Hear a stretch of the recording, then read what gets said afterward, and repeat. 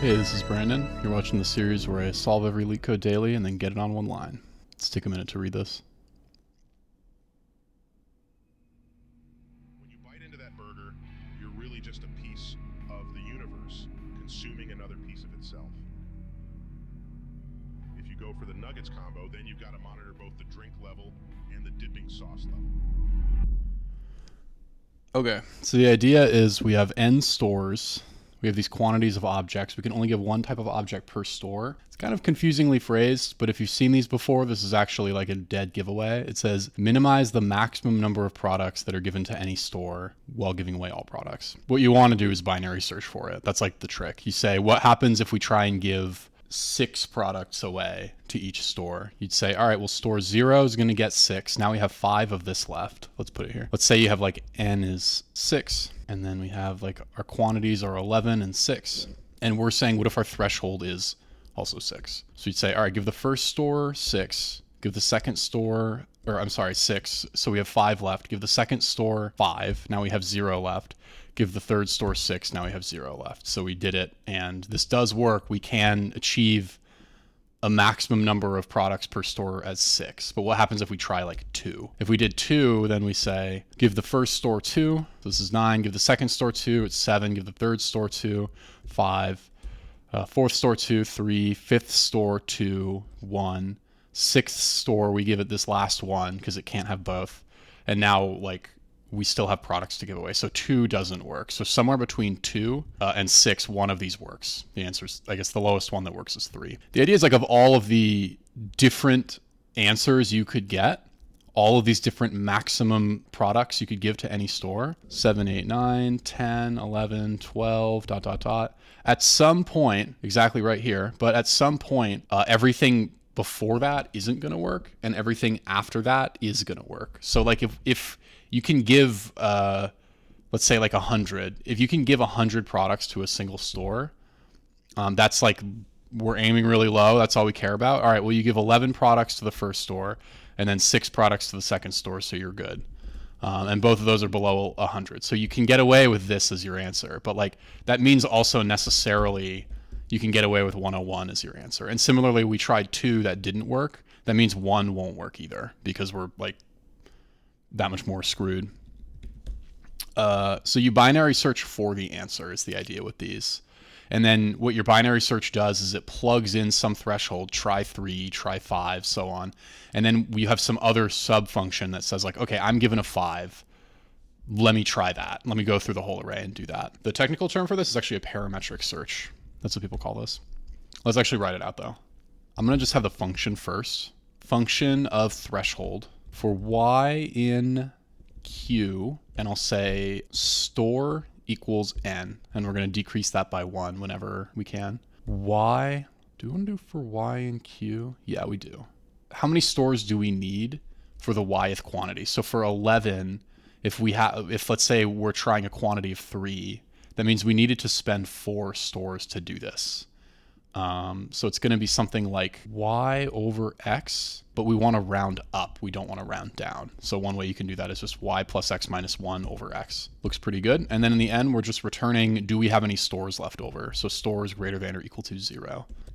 Okay, so now we want to actually binary search for the correct x. So we're going to say return bisect left. Let's see here. What we're doing is we're saying, what's the first x where we don't have enough stores? The number of stores is less than 0. So it's going to be range something 1 key equals f. And then here we're going to say, well, we don't ever want to test 0. It's at least going to be 1. And I guess the largest possible number is just max of q. And then this is going to be the first thing that returns 1. So we kind of want the last thing that returns 0. So minus 1. So one thing that's going on is that it's actually giving us the index in this range. It's not giving us the element. And I think there's an off by 1 error. So weirdly, this should be +1 instead of -1. Yeah, there we go. Okay. Let's get this bad boy on one line.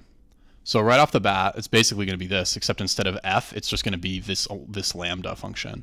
So is there a way to do this without a lambda? Because otherwise I could just say lambda x It's going to be something mapped to Q. I guess some map something to Q is, it's going to take away from stack, and we want to make sure that stack is at least equal to 0. So it's going to be is greater than or equal to 0. N minus this thing is greater than or equal to 0. And then we just want this expression. We're mapping something to each element in X. We might need a couple maps, but that's fine. This actually shouldn't be that hard to do without a lambda. We say partial add X minus 1. And then also we have another map, which is partial. Ooh, tricky though. We want the divide to be backwards. We don't want to say X divided by Y. We want to say Y divided by X. This should be fine though. And actually this should be not that bad. Instead of doing it this way, and I want to make sure that this just still works, I'm going to say don't round up using only integers. Just say Y over X and then take math.ceiling of that. And that should still work fine. And this is going to be even easier to do.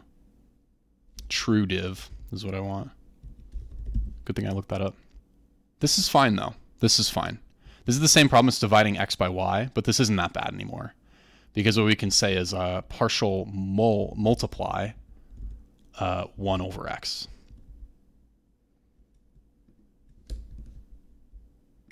There we go. Okay, now, is there a way to get this lambda X out?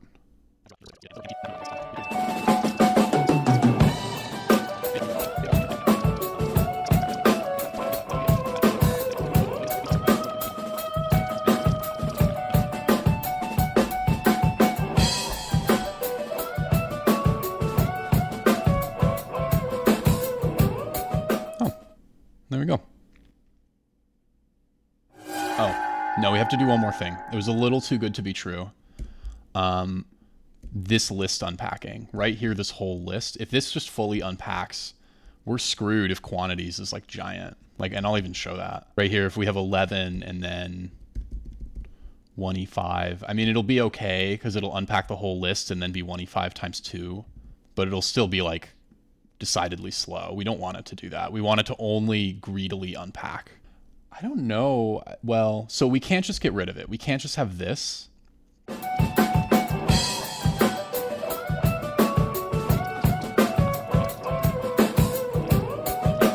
So that doesn't work. Something else I could try is if I could wrap X in a list, then I could just map all of this anyway. And it would actually be quite simple. How would you do that? How would you say f of X equals X, but like with a list around it?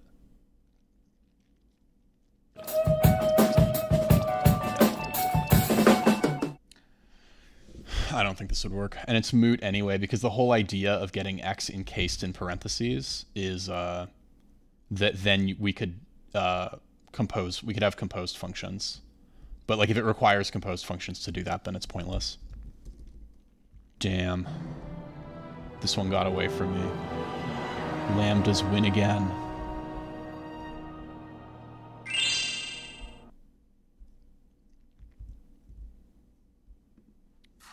See you next time.